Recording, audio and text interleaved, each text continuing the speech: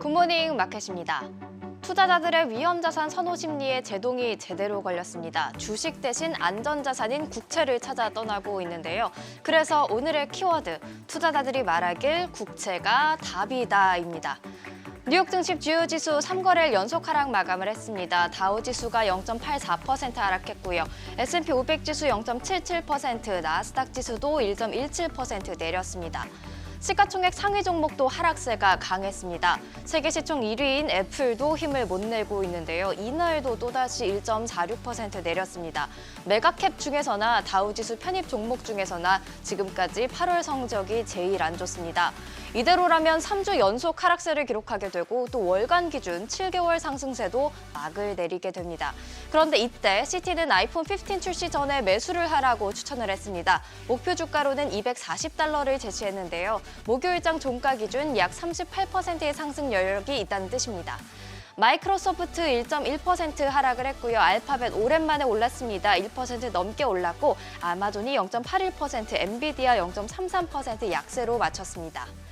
이어서 버크셔 해서웨이도 확인을 해보실까요? 버크셔 해서웨이 0.31% 밀려나는 모습이었고요. 메타와 테슬라 계속해서 큰 하락률을 이어갑니다. 메타 이날도 3.1%, 테슬라는 2.83% 내렸습니다. 일라이릴리도 시장 흐름에 동참을 하면서 차익 실현 매물이 나왔습니다. 1.57% 하락을 했고요. 비자 0.8% 약세로 목요일장 거래 마쳤습니다.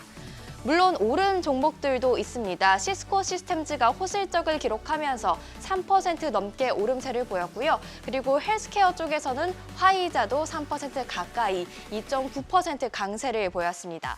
에너지 섹터도 유가 반등에 힘입어서 1% 넘게 오르면서 전체적으로 초록빛을 띄었는데요. 하지만 전반적으로 S&P 500 지도를 보시면 붉은색, 하락 기운이 강한 하루였죠. 국채가 답이다. 투자자들이 주식보다는 국채를 찾아왔기 때문입니다. 일단 주식 투자에 대한 열기가 고꾸라진 것부터 확인을 해보시죠. 미국 개인투자자협회가 매주 조사하는 투자 심리 설문조사입니다. 그동안 강세장을 예상한다는 응답 비율은 10주 연속 역사적 평균인 37.5%를 웃돌았는데요. 이번에 이게 35.9%로 평균을 하회했습니다. 약세장을 예상한다는 응답률은 3주 연속 계속해서 늘어나고 있기도 하죠. 이렇게 위험자산 선호 심리가 약해진 마당에 국채금리는 오름세였습니다. 후퇴를 하면서 마감을 하기도 했지만 2년물 4.936%로 높은 수준 유지하고 있고요. 10년물 4.284%를 나타냈죠. 안전자산인데 수익률까지 이렇게 높으니까 투자자들에게는 매력적일 수밖에 없습니다. 특히 10년물은 장중 4.3%대까지도 오르면서 금융위기 이후 최고 수익률을 보이기도 했습니다. 투자자들이 국채를 마다할 이유가 없습니다. 미국의 신용등급 강등이 이루어지긴 했지만 그래도 미국은 미국인지라 안전하다고 여겨지고 있죠. 이날 국채금리가 오름세를 보인 이유는 전날 공개된 7월 연방공개시장위원회 FOMC 의사록 때문이었습니다. 이 의사록을 통해서 기준금리가 더 오를 수 있겠다라는 생각을 한 건데요. 연준 위원들은 인플레이션이 다시 고조될 수 있음을 걱정하고 있다는 걸 이 의사록을 통해서 알 수가 있었죠. 그리고 이날 발표된 신규 주간 실업보험 청구 건수를 보니까 23만 9천 건으로 전주 대비 11,000건 감소를 했는데 3주 만에 감소세를 보인 겁니다. 이처럼 노동시장 여전히 강한 모습을 보이고 있고요. 필라델피아 연은의 제조업 지수는 7월 마이너스 13.5에서 8월 12로 반등을 했습니다. 예상치가 마이너스 10이었는데 훨씬 더 좋게 나왔죠. 이렇게 플러스로 전환한 건 지난해 8월 이후 처음이기도 합니다. 경기 확장을 예고하고 있죠. 1970년대와 같은 실수를 반복하고 싶지 않은 연준 입장에선 이렇게 강한 지표들이 연달아서 나오다 보니까 인플레이션 리스크를 남아있다라고 걱정할 만합니다. 전문가들 또한 9월은 기준금리가 동결되더라도 올해 금리 인상이 남아있을 수 있다, 이런 주장을 이어갔는데요. 기준금리 정점에 대한 전망이 바뀐다면 투자금 계속해서 주식에서 국채로 이동할 수도 있겠습니다.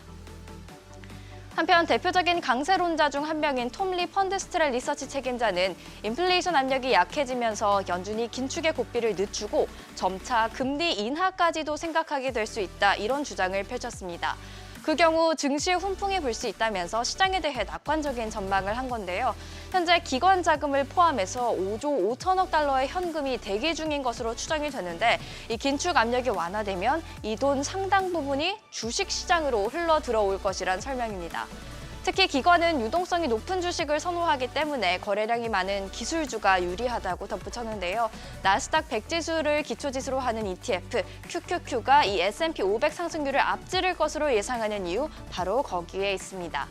투자자들이 국채가 답이라고 외친 와중에도 이 S&P 500 지수가 10%, QQQ는 15%의 상승 여력이 있다고 외치는 톱니인데요.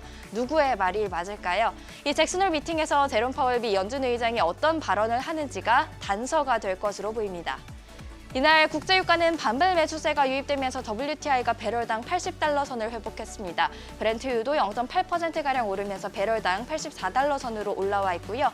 비트코인 현재 오전 8시 기준으로는 3,660만 원대까지 떨어져 있습니다. 지금까지 굿모닝 마켓이었습니다.